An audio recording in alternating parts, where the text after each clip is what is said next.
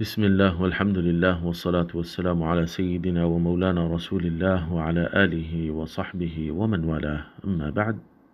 حالت احرام میں اگر عورت سر پر کیپ پہنی ہوئی ہو اور وضو کرنے کے دوران سر سے بال جھڑنے کا خوف ہو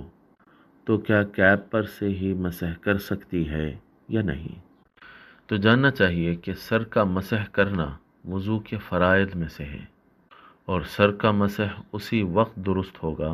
جب آپ اپنے ہاتھ کو اپنے سر پر پھیریں گے، کم از کم سر کا پو حصہ ہی کیوں نہ ہو۔ اگر اس سے کم حصے پر آپ کا ہاتھ پھیرے گا یا صرف کپڑے پر سے ہاتھ پھیرے گا تو آپ کا سر کا مسح نہیں ہوگا، کیونکہ اس صورت میں آپ سر کا مسح کرنے والے نہیں ہوں گے بلکہ کپڑے کا مسح کرنے والے ہو جائیں گے۔ اور قرآن کریم میں اللہ رب العزت وَامْسَحُوا بِرُؤُوسِكُمْ فرمایا ہے، اور تم اپنے سروں کا مسح کرو، اور کیپ پر سے اگر مسح کر لیں گے تو اللہ تعالیٰ کے اس حکم پر عمل نہیں ہوگا، اور اس حکم پر اگر عمل نہیں ہوگا کیونکہ یہ حکم فرض ہے اس لیے وضو بھی نہیں ہوگا۔ اب یہ سوال ذہن میں آنے کی وجہ کیا ہے؟ بخاری شریف کی ایک حدیث ہے جو عمرو بن امیہ سے مروی ہے کہ میں نے نبی اکرم صلی اللہ علیہ وآلہ وسلم کو اپنے عمامہ اور اپنے موزوں پر مسح کرتے ہوئے دیکھا۔ اب یہ جو روایت ہے اگر اس کا ظاہری مفہوم دیکھا جائے تو یہ قرآن کے مخالف نظر آ رہا ہے، اور اگر کوئی حدیث شریف قرآن کریم کے خلاف جاتی ہوئی نظر آئے تو قرآن کے حکم کو چھوڑ کر اس پر عمل نہیں کیا جاتا ہے بلکہ اس کی تفصیل کو دیکھا جاتا ہے، اور اگر تفصیل میں اس کا کوئی قرآن کے مطابق جواب نہ ملے تو اس کی تأویل کی جاتی ہے۔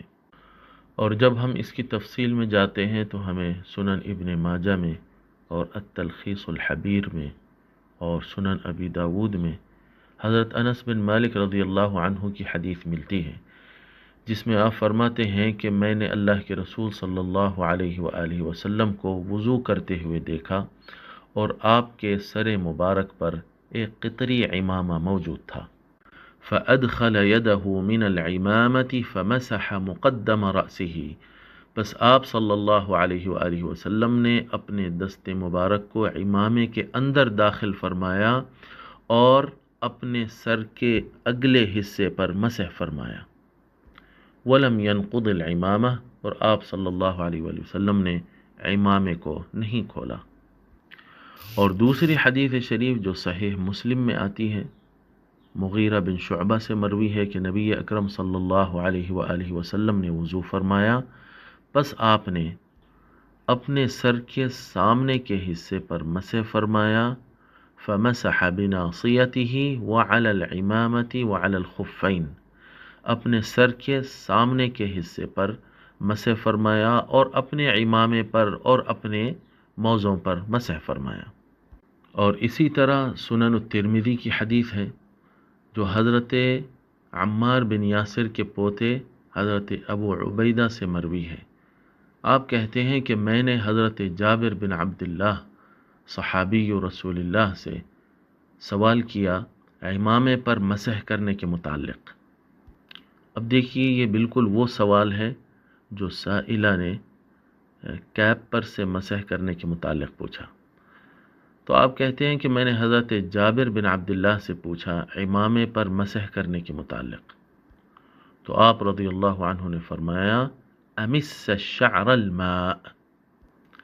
بالوں کو پانی لگا،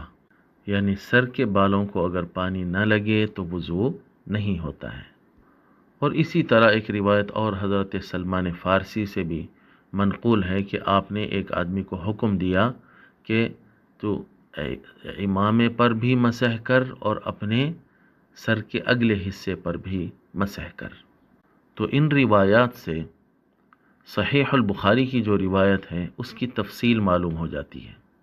اس کے جو راوی ہے وہ دیکھے کہ امامے پر مسح ہو رہا ہے تو آپ نے جتنا دیکھا اتنا بیان کر دیا، لیکن دوسرے جو صحابہ کرام ہیں وہ اور تفصیل سے دیکھے تو ان لوگوں نے بیان کیا کہ آپ صلی اللہ علیہ وسلم نے اپنے سر کے اگلے حصے پر بھی مسح فرمایا اور امامے کے اوپر بھی اپنے ہاتھ کو پھیرا۔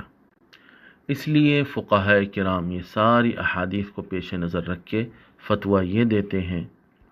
کہ کم از کم سر کے پاؤں حصے کا مسح کرنا ضروری ہے، اور شافعیہ کے نزدیک کم از کم 3 بال کا مسح ہونا ضروری ہے۔ یہ بات قرآن کے بھی موافق ہے، اور دیگر جو روایات آئی ہیں ان سب کو جو ہے اگر جمع کیا جائے تو سب کے یہ موافق بنتی ہے۔ اور احرام کے دوران بالوں کے ٹوٹنے کے متعلق بعض لوگ زیادہ خوف زدہ رہتے ہیں کہ ایک بال بھی اگر غلطی سے بھی ٹوٹ جائے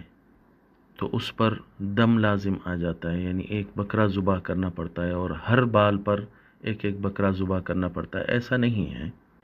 بال اگر خود سے گر جائیں، اس میں اپنا کوئی عمل دخل نہ ہو تو اس پر کچھ بھی واجب نہیں ہوتا ہے، لیکن اگر اپنے عمل کی وجہ سے ساقط ہو رہے ہیں، جیسا کہ سر کا مسح کرنے کی وجہ سے یا کنگھی کرنے کی وجہ سے یا کھجانے کی وجہ سے، تو اس طرح کا کوئی کام خود کرنے کی وجہ سے اگر 3 بال گر جائیں تو اس پر 1 مٹھی گیہوں یا 1 مٹھی چاول یا اس کی قیمت صدقہ کرنا واجب ہوتا ہے۔ اور اگر 3 بال سے زیادہ گر جائے تو اس پر آدھا صاع یعنی آدھا صدقہ فطر واجب ہوتا ہے، یعنی تقریباً 1.25 کلو چاول یا گیہوں یا اس کی قیمت۔ اور اگر پاؤں سر کے بال منڈوا دے تو اس پر بکرا واجب ہوتا ہے، جیسا کہ غنیۃ الناسک میں آتا ہے اما اذا سقط بفعل المأمور به كالوضوء ففي 3 شعرات كف واحدة من طعام، اور الہدایہ میں آتا ہے وَإِذَا حَلَقَ رُبْعَ رَأْسِهِ لِحْيَتَهُ فَصَاعِدًا فَعَلَيْهِ دَمٌ فَإِنْ كَانَ أَقَلَّ مِنَ الرُّبْعِ فَعَلَيْهِ صَدَقَةٌ۔ تو اس کاف کے یا کیپ کے پہننے اتارنے میں اگر آپ کو اس میں کوئی بال نظر آئیں تو جب تک آپ کو یقین نہ ہو کہ یہ پہننے یا اتارنے کی وجہ سے ہی ٹوٹے ہیں، میرے عمل کی وجہ سے ہی ٹوٹے ہیں، تو اس وقت تک آپ کے اوپر کچھ بھی لازم نہیں آئے گا، کیونکہ عام طور پہ اس طرح بال جو ہے خود سے نکلتے رہتے ہیں اور جھڑتے رہتے ہیں۔ لیکن اگر آپ کو یقین ہو جائے کہ آپ کے اسکارف ہلانے کی وجہ سے یا کیپ کے اتارنے کی وجہ سے ہی یہ بال ٹوٹے ہیں، اور یقین ہونے کی دلیل کیا ہے اور علامت کیا ہے کہ آپ اس پر قسم کھا سکیں کہ یہ میرے اس عمل کی وجہ سے ہی ٹوٹے ہیں۔ اگر آپ قسم نہ کھا سکیں تو اس کا مطلب یہ ہے کہ آپ کو یقین نہیں ہے، اور جب یقین نہ ہو تو آپ کے اوپر کچھ بھی واجب نہیں ہوگا، کیونکہ وہ خود سے جھڑنے والے شمار ہوں گے۔ تو معاملہ اتنا سخت نہیں ہے جتنا سمجھا جاتا ہے۔ البتہ وضو کے لیے سر کا کم از کم پاؤں حصہ کھولنا ضروری ہے اور اس پر ہاتھ پھرنا ضروری ہے۔ بال جھڑنے کے خوف سے اس کو نکالے بغیر وضو صرف اس پہ مسح کر کے نہیں کیا جا سکتا ہے۔ واللہ ورسولہ اعلم و احکم۔